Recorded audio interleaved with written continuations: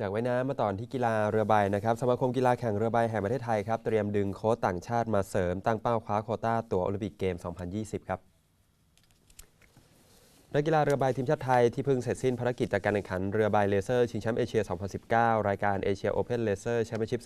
2019 ที่ประเทศสิงคโปร์พร้อมกับทำผลงานยอดเยี่ยมคว้าแชมป์ 5 จาก 6 รายการที่ส่งนักกีฬาเข้าร่วมแข่งขันโดยนักกีฬาพร้อมด้วยผู้ฝึกสอนทั้งหมดก็ได้เดินทางกลับถึงไทยแล้วที่ท่าอากาศยานสุวรรณภูมิเมื่อวานนี้โดยมีนาวาเอกยุทธนาอักษรศรีผู้ช่วยเลขาธิการสมาคมกีฬาแข่งเรือใบแห่งประเทศไทยให้การต้อนรับรายการดังกล่าวไทยส่งนักกีฬาลงชิงชัย 6 ประเภทนะครับผลปรากฏว่านักแล่นใบไทยสร้างผลงานยอดเยี่ยมคว้าได้ 5 แชมป์จากกิรติบัวลงประเภทเลเซอร์สแตนดาร์ดกมลวันจันยิ้มประเภทเลเซอร์เรเดียลอาทิตย์โรมานิกประ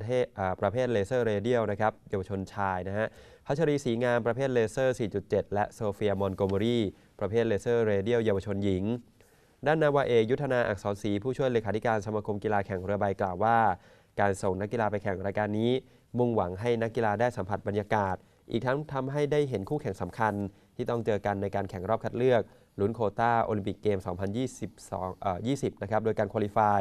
สนามต่อไปที่นักกีฬาไทยจะไปทำการแข่งขันคือในศึกชิงแชมป์โลกที่ประเทศญี่ปุ่นในช่วงกลางปีและสนามสุดท้ายที่อาบูดาบีของสหรัฐอาหรับเอมิเรตส์ซึ่งสมาคมตั้งเป้าอย่างน้อยต้องได้โควต้า1 คนครับ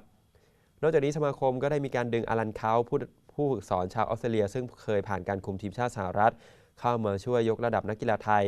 รวมถึงวางแผนเก็บตัวต่างประเทศตอนนี้ก็เล็งไว้3ที่ก็คือออสเตรเลียสเปนและฝรั่งเศสไปฟังเสียงสัมภาษณ์ของผู้ช่วยเลขาสมาคมกีฬาแข่งเรือใบครับแล้วก็เรามีแผนที่จะใช้โค้ชจากต่างประเทศนะครับเข้ามาช่วยดูแล้วก็จะมีแผนที่จะส่งไปเก็บตัวที่ต่างประเทศนะครับร่วมกับแคมป์ของโค้ชที่เราติดต่อไว้ที่ต่างประเทศเพื่อที่จะให้นักกีฬาเนี่ยเขาสมบูรณ์ที่สุดนะครับแล้วที่ตอบรับกลับมาแล้วเนี่ยมี1 คนก็คือมิสเตอร์อลันก็เป็นชาวออสเตรเลียมิสเตอร์อลันเนี่ยเขาเป็นโค้ชถ้าที่ดูประวัติเขาเนี่ยเขาเป็นโค้ชที่เคยทำทีมโอลิมปิกของสหรัฐอเมริกาแล้วก็ของนิวซีแลนด์นะครับก็ฝีไม้ลายมือใช้ได้นะครับก็ประมาณต้นเดือนเมษายน